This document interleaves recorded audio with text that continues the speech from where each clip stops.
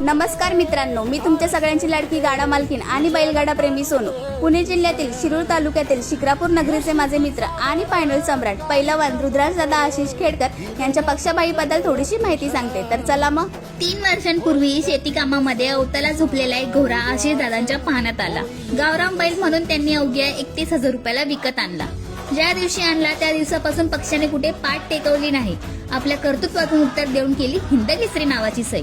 पक्षाचा स्वभाव सुद्धा खूप शांत, फक्त वेळेला पळणे आणि 1 नंबर मध्ये बारी करणे असं त्याचं समीकरण झालं। कित्येक घाटात 1 नंबर मध्ये बारी करून तर कित्येक घाटात 1, 2, 3 नंबरची फायनल मारून पक्षाने दादाला नावलौकिक मिळवून दिला। या नंदीने मालकाला कधी नाराज नाही केलं। बैलगाडा क्षेत्रात समाधान काय असतं हे या पठ्ठ्याने शिकवलं। ओळख छोटीशी असावी पण स्वतःच्या जीवावर असावी असं म्हणतात ना, तसं उत्तम उदाहरण म्हणजे आपला लाडका पक्षाबाई। मागील 3 महिन्यांपूर्वी घाटात पायाला झालेल्या दुखापतीमुळे पक्षा घरी बांधू नाही।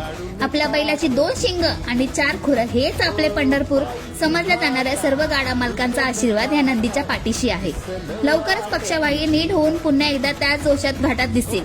स्वर्गीय मन्याबाईची बरोबरी कधीच शक्य नाही, परंतु त्याच्या विचारांचा तू धागा व्हावा। ऋण तुझे वर्णाव किती रे पक्षा, माझे आयुष्य तुला लाभून तू मात्र शतायुषी व्हावा। धन्यवाद।